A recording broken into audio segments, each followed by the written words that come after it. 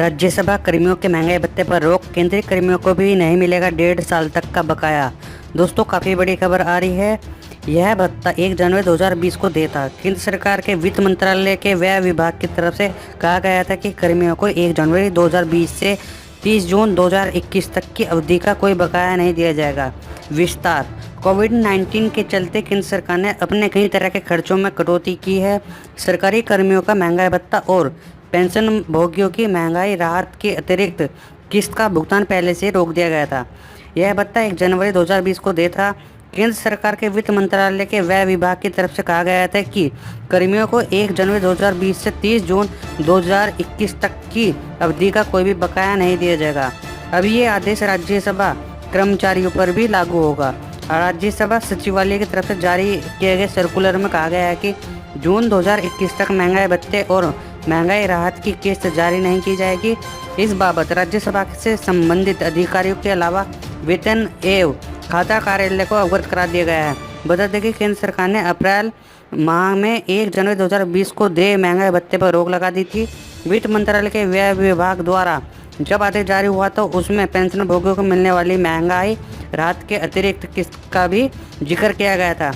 इतना ही नहीं, आदेशों में यह भी लिखा था कि 1 जुलाई 2020 और 1 जनवरी 2021 से देय महंगाई भत्ता व महंगाई राहत की अतिरिक्त किस्त का भुगतान भी नहीं होगा।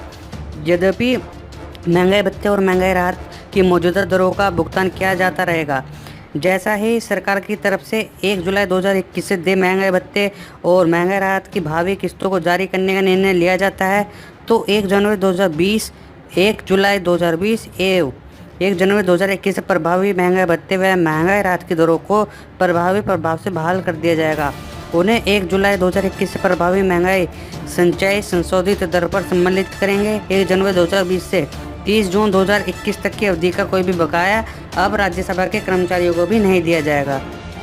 कर्मचारी भविष्य निधि संगठन ईपीएफओ ने 105 करोड़ रुपए के एरियर के साथ साथ 870 करोड़ रुपए की पेंशन जारी की है, जिसमें कि दोस्तों काफ़ी बड़ी खबर आ रही है। कर्मचारी भविष्य निधि संगठन ईपीएफओ की कर्मचारी पेंशन योजना के तहत पेंशन फंड में आंशिक निकासी की सुविधा बहाल करने के फैसले को लागू करने के बाद ईपीएफओ ने 105 करोड़ रुपए के एरियर के साथ 870 करोड़ रुपए की पेंशन जारी की है।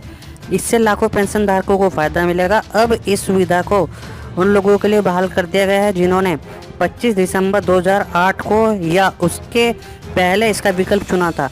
पेंशन कंप्यूटेशन के तहत पेंशन में अगले 15 साल तक 1/3 की कटौती होती है और घटी हुई राशि का एकमुश्त दे दी जाती है। 15 साल बाद पेंशन भोगी पूरी राशि लेने का हकदार होता है।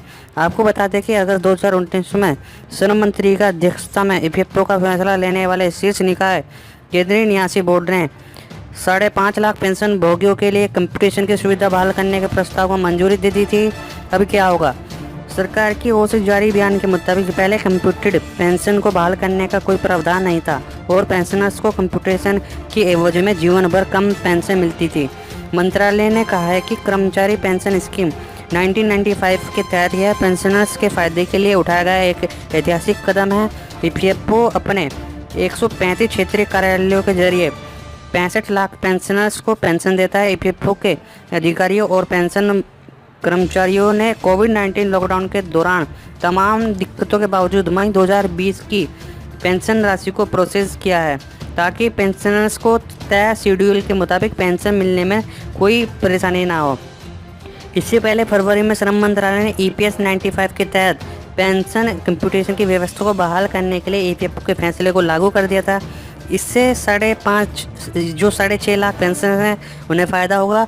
सब्सक्राइबर्स द्वारा पेंशन फंड से आंशिक तौर पर निकासी करने पर 15 साल तक कम पेंशन मिलता है। इस व्यवस्था को पेंशन कंप्यूटेशन कहते हैं। मंत्रालय के फैसले के बाद ये पेंशनर्स की 15 साल पूरे होने के बाद पूरी पेंशन प्राप्त करने का हकदार होगा। पूर्व में ईपीएस 95 के तहत सदस्यों को अपनी पेंशन का 10 साल के लिए 1/3 की कटौती की अनुमति थी। पूरी पेंशन 15 साल बाद बहाल हो जाती थी। केंद्र सरकार के कुछ श्रेणी के कर्मचारियों के लिए यह सुविधा अभी भी उपलब्ध है। इससे पहले कंप्यूटेड पेंशन का रेस्टोरेशन का प्रावधान नहीं था। इसी वजह से पेंशनर्स को जिंदगी भर घटी हुई पेंशन ही मिलती थी। कम्यूटेड जो पेंशन है इसका रिस्टोरेशन का कदम पेंशनर्स को फ़ायदा पहुंचाने के लिए EPS 95 एम्प्लॉयज़ पेंशन स्कीम 1995 के तहत एक ऐतिहासिक कदम है। इसके जरिए 6.5 लाख पेंशनर्स को फ़ायदा हुआ। पेंशन कंप्यूटेशन का विकल्प लेने वाले मासिक पेंशन में अगले 15 साल तक 1/3 की कटौती होती है और घटी हुई राशि एकमुश्त दे दी जाती है। 15 साल बाद पेंशनभोगी पूरी राशि लेने का हकदार होता है। श्रम मंत्रालय ने 25 सितंबर 2008 को या उसके पहले EPFO के पेंशन कोष से आंशिक निकासी की सुविधा का लाभ उठाने वाले पेंशन भोगियों के लिए पेंशन कम्यूटेशन रेस्टोरेशन की सुविधा दिए जाने को लेकर अधिसूचना 2020 को जारी की थी।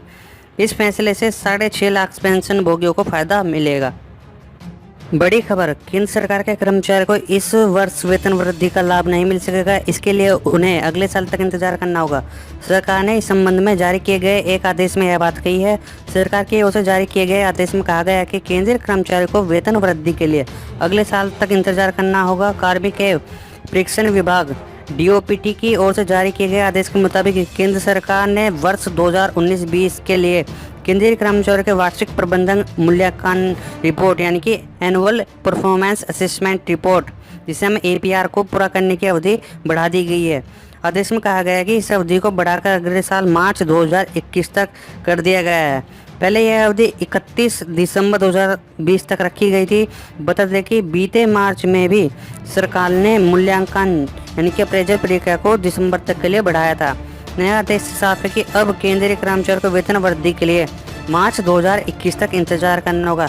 यानी कि सीधी भाषा में अगर केंद्रीय कर्मचारियों के बारे में बताया जाए तो उनका जो वेतन वृद्धि होगी वो मार्च 2021 के बाद ही की जाएगी। देश भर के नौकरी पेशा लोगों के लिए केंद्र सरकार एक बड़ा ऐलान कर सकती है। दरअसल केंद्र सरकार एक तैयारी कर रही है जिसमें कि ग्रेचुइटी के जो नियम है उसमें काफ़ी बड़ा बदलाव किया जा सकता है। इसके अंतर्गत बताया जा रहा है कि 5 साल की शर्त को ख़त्म कर दिया जाएगा और 1 साल कर दिया जाएगा।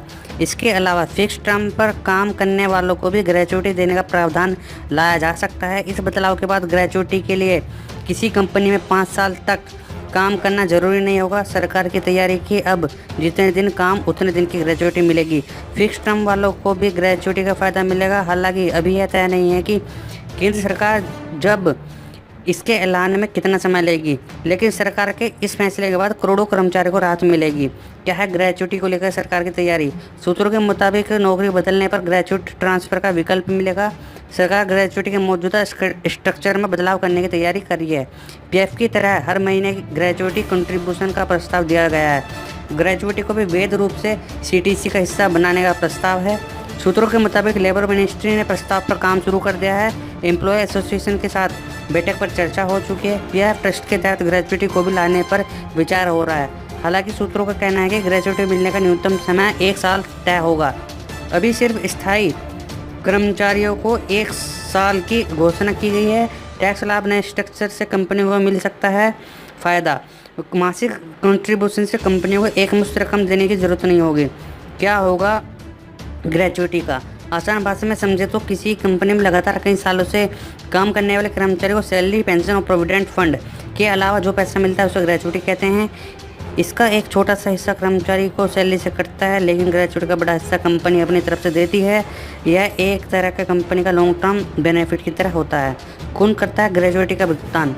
किसी भी कंपनी में एक तय समय तक काम करने वाले कर्मचारियों को ग्रेचुइटी दी जाती है। मौजूदा नियम के मुताबिक ग्रेचुइटी का हकदार होने के लिए कर्मचारी को कम से कम 5 साल तक एक ही कंपनी में काम करना अनिवार्य होता है। मीडिया रिपोर्ट्स के मुताबिक इस समय सीमा को 5 साल से घटा के 1 साल करने की बात हो रही है। ग्रेचुइटी एक्ट के मुताबिक जिस कंपनी में 10 या उससे अधिक कर्मचारी होते हैं उस कंपनी के कर्मचारियों को ग्रेचुइटी का लाभ मिलता है। ग्रेचुइटी का भुगतान कंपनी ही करती है। मौजूदा नियमों में के मुताबिक कैसे कैलकुलेट की जाती है ग्रेचुइटी? ग्रेचुइटी की गणित थोड़ी जटिल होती है, लेकिन चिंता न करें, हम आपको इसे भी आसान भाषा में बता देते हैं। मान लीजिए किसी कर्मचारी को 30 साल तक एक ही कंपनी में काम किया है। कर्मचारी की आखिरी सैलरी, बेसिक पे और महंगाई भत्ता जोड़ करके 50,000 रुपये बनता है। तो एक बात आपको जाननी जरूरी है कि ग्रेचुइटी का हिस्सा 1 माह में 30 दिन के बजाय 26 दिन के आधार पर होता है, क्योंकि बाकी के 4 दिन छुट्टी के तौर पर माना जाता है। अब इस 50,000 रुपये को 26 से भाग दे दीजिए और भाग के बाद जो रकम निकलेगी उसे दोस्तों 1923 यानी कि 1923 से दोस्तों ये रकम निकल के आ जाएगी। अब कर्मचारी की सर्विस में कुल सालों को 15 से गुना कर दीजिए, यानी कि जब आपने 50,000 को 26 से भाग किया तो ये निकल के आएगा 1923.07। फिर इसको 15 से गुना यानी कि मल्टीप्लाई कर दीजिए, फिर आपकी वो ग्रेचुइटी निकल के आ जाएगी। तो दोस्तों दरअसल एक साल में 15 दिन के आधार पर ग्रेचुइटी कैलकुलेट की जाती है। ऐसे में 30 साल से 15 से गुना करेंगे तो रिजल्ट 450 आएगा। अब इस 450 को दोस्तों 1923 से गुना करेंगे। इस गुना के बाद कुल रकम जो आएगी दोस्तों ये आएगी 8,65,381। इस प्रकार 30 साल तक किसी कर्मचारी काम करने वाले पर उसके बेसिक सैलरी व महंगाई भत्ते के आधार पर कुल 8,65,381 रुपये की ग्रेचुइटी आपको दी जाएगी।